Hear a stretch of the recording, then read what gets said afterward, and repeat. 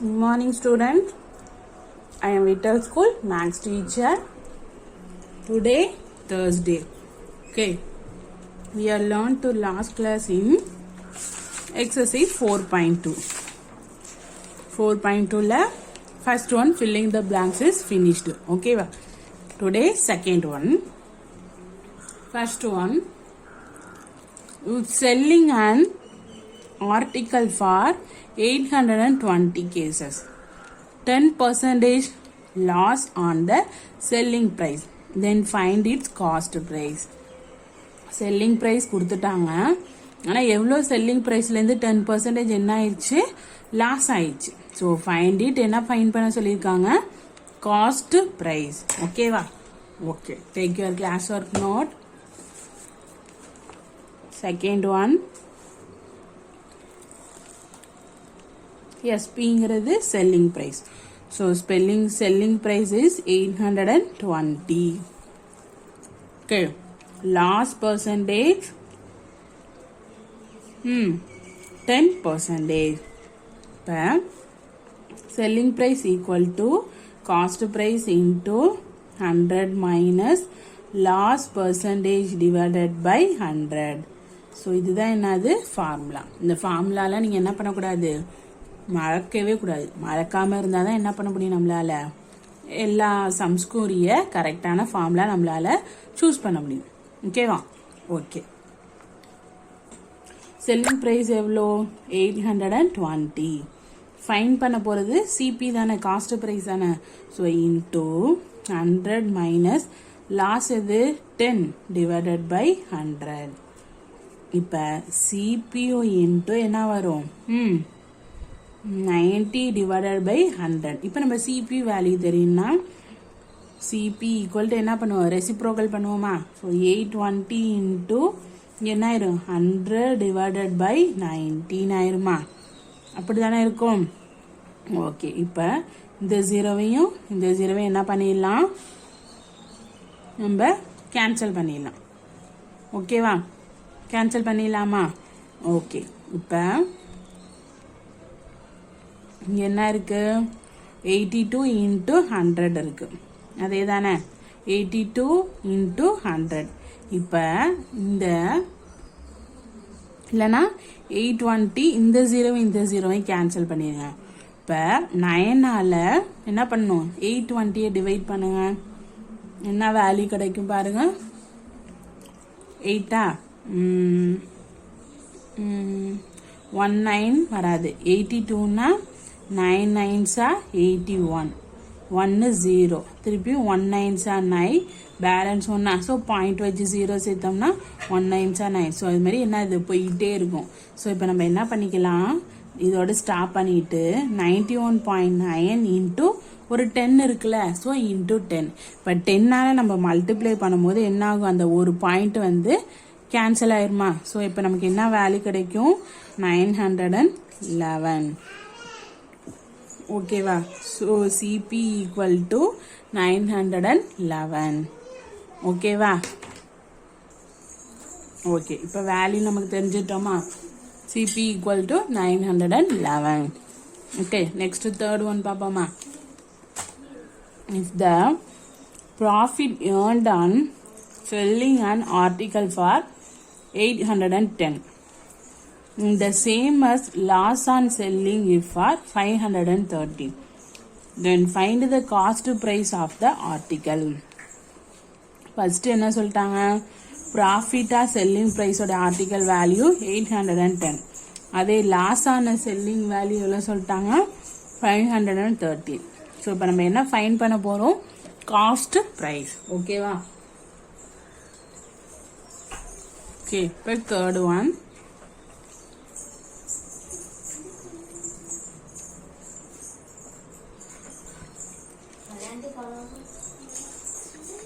Case 1 வச்சுப்போமா. Case 1 பாருங்க. First என்னது, ப்ராஃபிட் என்ன கிடைச்சிச்சு, selling price minus cost price. Profit equal to selling price எவ்வளோ, 810 அதான் கொடுத்துருக்காங்க. First 810 minus CP. Next case 2 பாருங்க. லாஸ் தானே, லாஸ் ஈக்குவல் டு என்னது, selling price cost price minus selling price. So L equal to CP வேல்யூவில் கொடுத்துருந்தாங்க, CP value கொடுக்கல, CP minus selling தானே கொடுத்துருந்தாங்க. ஸோ என்ன வேல்யூ செல்லிங் ப்ரைஸ்னா 530. ஸோ 530 இது கேஸ் 1, இது கேஸ் 2. கிளியரா? இப்போ the profit of case 1 equal to loss of case 2. இது ரெண்டு என்ன ஆயிரும், இப்போ ஈக்குவல் ஆயிரும். பாருங்க, profit of case 1 equal to profit of case 2. இப்போ ப்ராஃபிட் ஆஃப் கேஸ் 1 எவ்வளோ, 810 minus CP equal to profit. Next இது ப்ராஃபிட் கிடையாது, லாஸ். இப்போ லாஸ் ஆஃப் இதுக்கு என்ன, சிபி மைனஸ் 530. இப்போ சிபிலாம் ஒரு பக்கமும் நம்பர்ஸ்லாம் ஒரு பக்கம் கொண்டு வருவோமா. ஸோ 810 மைனஸ்னா இங்கே பிளஸ் 530, இங்கே சிபி, இங்கே மைனஸ், இங்கே பிளஸ் சிபி. ஓகேவா? இங்கே ஒன்று இருக்கு, இங்கே ஒரு 1 இருக்கு. இப்போ இது ரெண்டையும் மல்டிஸ் ஆட் பண்ணுங்க, 0 4 13. இங்கே வேல்யூ என்ன கிடைக்கும், 2CP. இப்போ சிபி வேல்யூ தெரியும்னா 1340 divided by 2. So CP equal to என்ன வேல்யூ நமக்கு கிடைக்குது, இது பண்ணி பாருங்க, கேன்சல் பண்ணுங்க. 6 2s are 12, பேலன்ஸ் 1லாம் 11 2s are 14, 0. So costing price value எவ்வளோ, 670. கிளியரா எல்லாத்துக்கும்?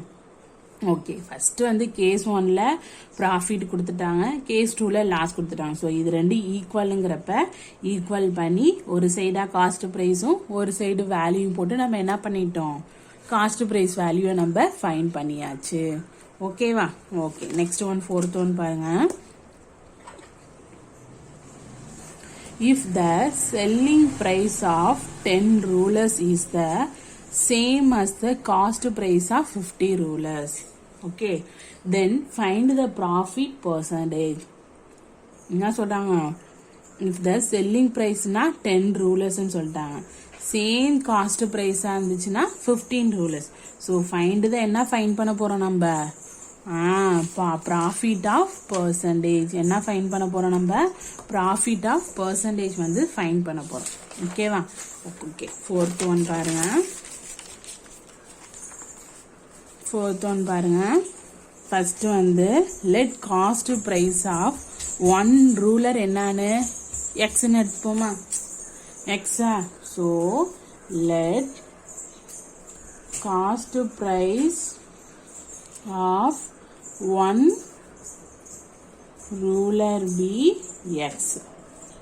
1 ruler என்ன எடுத்துக்கிட்டோம், x. அதே பாருங்க, given that selling price, ஓகேவா, given that selling price of rulers, selling price of rulers என்ன பண்ணுவோம், காஸ்ட் பிரைஸ் ஆஃப் ரூலர்ஸ். ஓகேவா? கிவன் தட் நம்ம என்ன பண்ணிக்கிட்டோம், செல்லிங் பிரைஸ் ஆஃப் ரூலர்ஸையும் காஸ்ட் பிரைஸ் ஆஃப் ரூலர்ஸையும் நம்ம ஈக்குவல் பண்ணியாச்சு. ஓகேவா? என்ன பண்ணியாச்சு, நம்ம ஈக்குவலாக பண்ணிட்டோம். பாருங்க, selling price of rulers equal to cost price of rulers. ஓகேவா? இப்போ பாருங்க, செல்லிங் பிரைஸ் ஆஃப் 1 ரூலர்ஸ். ஓகேவா? பாருங்க, செல்லிங் பிரைஸ் ஆஃப் 1 ரூலர்ஸ் என்ன வரும், 1 ரூலர்ஸ் என்ன வரும் நமக்கு, நம்ம ஃபர்ஸ்ட் 1 ரூலருக்கு என்ன எடுத்துக்கிட்டோம், எக்ஸ். எக்ஸ் தானே எடுத்துக்கிட்டோம், கரெக்ட் தானே. ஸோ இங்கே பாருங்க, 50, இங்கே 10. இங்கே selling price of ruler equal to cost price of ரூலரா. ஸோ அப்பனா இது எப்படி எழுதலாம் நம்ம, 10 ஈக்குவல் டு 15. ஸோ இப்போ நம்ம எப்படி எழுதியிருக்கோம், 15 டிவைடட் பை 10. புரியுதா ஏன் இப்படி எழுதியிருக்கோம்னு, கிளியர் ஆயிடுச்சா? ஓகே, நெக்ஸ்ட் ஒன் பாருங்க. இப்போ இதை கேன்சல் பண்ணோம்னா பாயிண்ட் வருமா. So 1.5x. இப்போ கெயின் கெயின் பர்சன்டேஜ்னா என்ன வரும்? கெயின் மட்டும்தான், பர்சன்டேஜ் கிடையாது. கெயின்னா என்னது? Selling price minus cost price. So selling price நம்ம என்ன கண்டுபிடிச்சிருக்கோம்? 1.5x. காஸ்ட் ப்ரைஸ் என்னது? எக்ஸ். ஸோ இது ரெண்டையும் நம்ம மைனஸ் பண்ண என்ன வேல்யூ கிடைக்கும்? மைனஸ் பண்ணி பாருங்க. 1.5 0.5. ஸோ 0.1. ஸோ அப்போனா வேல்யூ என்ன கிடைக்குது?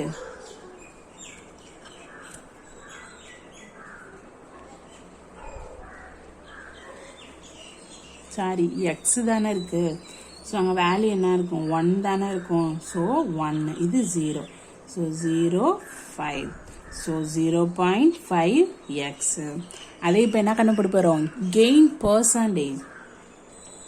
So gain percentage equal to gain divided by CP into 100.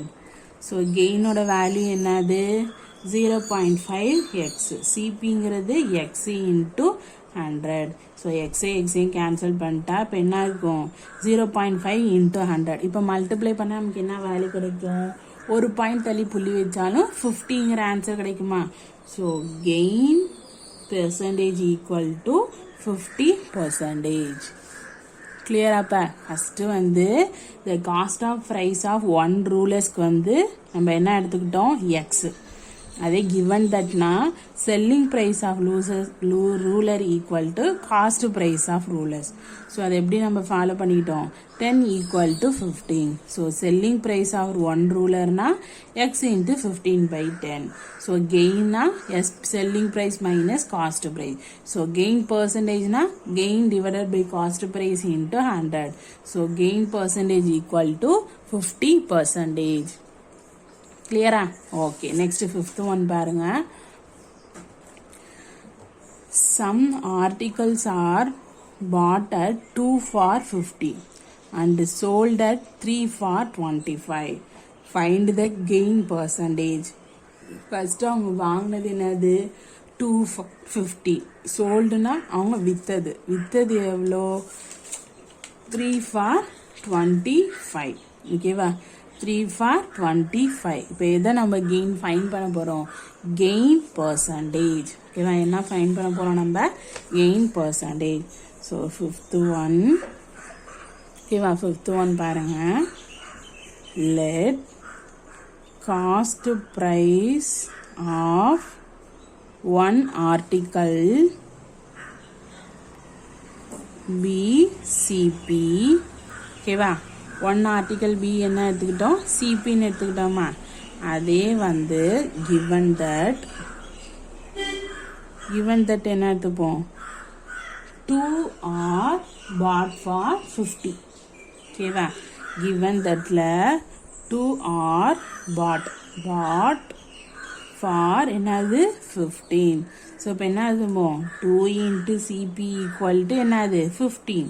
So CP equal to 15 divided by 2. புரியுதா? CP value தெரிஞ்சிச்சா? நெக்ஸ்ட் என்ன பண்ணுவோம் நம்ம? Selling price of 1 article to be. ஓகேவா? நெக்ஸ்ட் given thatல 3 are selling for 25. இது இப்போ காஸ்ட் ப்ரைஸ் பண்ணோம். Lest எதுக்கு பண்ண போகிறோம்? Selling price. let selling price of 1 article. ஓகேவா? 1 article be SP given that 3 are selling. Bottle SPனா selling priceனா selling தானே? selling for எத்தனை கொடுத்துருக்காங்க? selling for 25. அப்போ நான் 3 into SP equal to 25. So SP equal to 25 divided by 3. கிளியராக? இப்போ 25 divided by 3. இப்போ CP value நம்ம ஃபைன் பண்ணியாச்சு. SP வேல்யூ நம்ம என்ன பண்ணிட்டோம்? ஃபைன் பண்ணியாச்சு. இப்போ நம்ம என்ன பண்ண போகிறோம்? Next gain. நெக்ஸ்ட்டு நம்ம என்ன பார்க்க போகிறோம்? கெயின். கெயின்னா SP minus CP. SP value என்னது? 25 by 3 minus CP வேல்யூ என்னது? 15 divided by 2. ஸோ இப்போ என்ன பண்ணலாம்? LCM எடுங்க. 3 2s are 6னா இங்கே 50 இங்கே 45. ஸோ சப்ட்ராக்ட் பண்ணால் 5/6. கிளியரா? இப்போ கெயின் வேல்யூ நம்ம எவ்வளோ கண்டுபிடிச்சிருக்கோம்? 5/6. ஆனால் நம்ம என்ன ஃபைன் பண்ணணும்? பர்சன்டேஜ். என்ன பர்சன்டேஜ்? Gain percentage. அப்போனா கெயின் பர்சன்டேஜ் ஈக்குவல் டு என்னது? Gain divided by CP into 100. So கெயினோட வேல்யூ என்னது? 5/6 டிவைடட் பை சிபி வேல்யூ எவ்வளோ கண்டுபிடிச்சோம்? 15 டிவைடட் பை 2 இன்ட்டு 100. ஓகேவா? இப்போ என்ன பண்ணலாம் நம்ம? 5/6 இன்ட்டு 2/15 இன்ட்டு 100. இப்போ இது எல்லாத்தையும் கேன்சல் பண்ணி பாருங்க. 1 2s are 2, 3 2s are 6, 1 5s are 5, 3 5s are 15. So balance என்னென்ன இருக்கு? 100 டிவைடட் பை 9. இப்போ இதை டிவைட் பண்ணி பார்ப்போமா? பண்ணுங்க. 100 9, 1 9s are 9, பேலன்ஸ் 10. திருப்பி என்ன வரும்? 1 9s are 9, பேலன்ஸ் 1. ஸோ அது போயிட்டே இருக்கிறதுனால இப்போ என்ன வேல்யூ பண்ணிடலாம் நம்ம? 11 1/9 பர்சன்டேஜ். ஸோ கெயின் பர்சன்டேஜ் நமக்கு என்ன கிடைச்சிருக்கு? 11 1/9 பர்சன்டேஜ். கிளியரா? இப்போ எல்லாத்துக்கும் ஓகே. நெக்ஸ்ட் 6th ஒன் பாருங்க. By selling a speaker for 768, a man loses 20% in order to gain 20%. How much should he sell the speaker? First வந்து selling a speaker உடைய value எவ்வளோ செல் பண்ணது? 768. அதில் லாஸ் ஆனது எவ்வளோ? 20%. அதே கெயினாக இருந்தால் 20%. ஸோ அப்போனா அவங்க எவ்வளோக்கு 20% அவங்களுக்கு கெயின் ஆகணும்னா அவங்க எவ்வளோ செல் பண்ணணும், செல்லிங் பண்ணணும்னு கேட்குறாங்க. ஓகேவா? ஓகே. 6th ஒன் பாருங்க.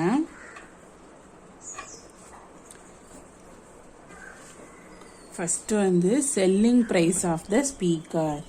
எஸ்பினா செல்லிங் ப்ரைஸ் தானே. So selling price of the speaker equal to 768. அதையே லாஸ் பர்சன்டேஜ் எவ்வளோ கொடுத்துருந்தாங்க? 20%. கரெக்டா? இப்போ அப்போனா selling price equal to formula என்ன? Cost price into 100 minus loss percentage divided by 100. So இப்போ செல்லிங் ப்ரைஸ் வேல்யூ என்ன? 768. Cost price into 100. Loss percentage எவ்வளோ? 20 divided by 100. So CP into 80 divided by 100. இப்போ நமக்கு சிபியோட வேல்யூ தானே நமக்கு தெரியணும். ஸோ இப்போ என்ன பண்ணலாம் நம்ம? CP equal to 768 into 100 divided by 80. கரெக்டா? இப்போ 0 என்ன பண்ணிடலாம் நம்ம? கேன்சல் பண்ணிடலாமா? இப்போ 2ஆல் கேன்சல் பண்ணுங்க. 4 2s are 8, 5 2s are 6. இப்போ 4ஆல் கேன்சல் பண்ணுங்க. 76 76னா இப்போ 1 4s are 4 இருக்குமா? பேலன்ஸ் 56 இருக்குமா? 56னா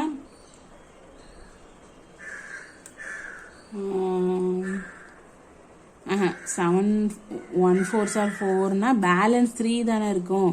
36 தானே. So 9 4s are 36, 2 2s are 4 2s are 8. So balance 192 into 5. So CP value என்ன? multiply பண்ணுங்க பார்ப்போம்.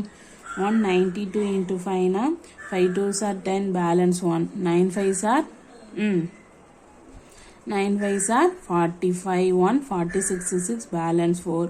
1 5s are 5, 5 plus 4 னா 9. So 960. என்ன வேல்யூ கிடைச்சிருக்கு? 960. கிளியரா? ஓகே. இப்போ நம்ம என்ன பண்ணணும்? எஸ்பி ஈக்குவல் டு சிபியூ 100 ப்ளஸ் கெயின் தானே. So gain percentage divided by 100. So CP value 960 into 100 plus 20 divided by 100. அப்போனா 960 இன்ட்டு என்ன வேல்யூ?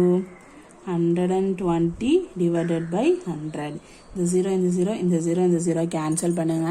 பேலன்ஸ் என்ன இருக்கு? 96 into 12. So SP equal to multiply பண்ணுங்க. 96 into 12னா 6 2s are 12 balance 1. 9 2s are 18, 1 19. 1 6 are 6, 1 9s are 9, 2 15 11. So 1152. So selling price நம்ம fine பண்ணிட்டோமா? என்ன கிடைச்சிருக்கு selling price நமக்கு? 1152. கிளியரா? Okay okay. இப்போ வந்து 6th வரைக்கும் நம்ம என்ன பண்ணிட்டோம்? 6 சம் நம்ம சால்வ் பண்ணிட்டோம். பேலன்ஸில் உள்ளதை நம்ம நெக்ஸ்ட் கிளாஸில் சால்வ் பண்ணிடுவோம். ஓகேவா? ஓகே. நெக்ஸ்ட் ஒன் பாருங்கள். Compound interest. என்ன இன்ட்ரெஸ்ட் பார்க்க போகிறோம்? காம்பவுண்ட் இன்ட்ரெஸ்ட்னா என்னன்னு. The most powerful force in this universe is dash. How would you complete this quit? The world renowned Albert Einstein complete this quite with the word. Okay. Compound interest na enna? When money is borrowed or deposit on simple interest. Compound interest நாலே money borrow na என்னது? கடன் வாங்குறது. So borrowed, next deposit on simple interest na I equal to PNR divided by 100. So then the interest is calculated evenly on the principal throughout the loan or deposit period. So இது என்னது? Compound இன்ட்ரெஸ்ட்னாலே நம்ம loan இதெல்லாம் வாங்குறோம்ல, so அப்போல்லாம் இந்த interest என்ன ஆகும்? Use ஆகும். So in post office, bank, insurance company and other financial institution there is another type of interest calculation on offer. Here the interest accrued during the first time period 6 months is added to the original principal and the amount so obtained is taken as the principal for the second time period, and this keep going on up to fixed time agreement between the banker and the deposits. இது முக்காசி post office இது மாதிரி இடத்துலலாம் என்ன பண்ணுவாங்க? நம்ம இன்ட்ரெஸ்ட்டுக்கு பணம் வாங்கும் போது இது மாதிரி அக்ரிமெண்ட்லாம் என்ன பண்ணுவாங்களாம்? இருக்குமா? After a certain period, the difference between the amount and the money deposit is called the compound interest, which is abbreviated as CI clearly.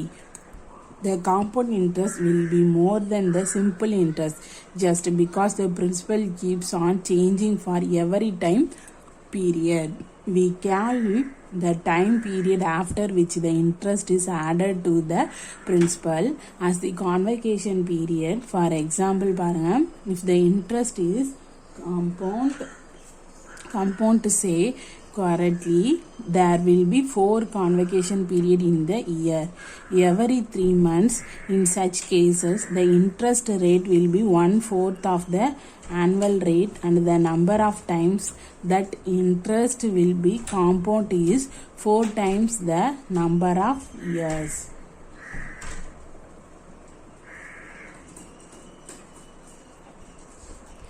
So in case of simple interest, the principal remaining the same for the whole duration, whereas in case of compound interest, the principal keeps on changing as per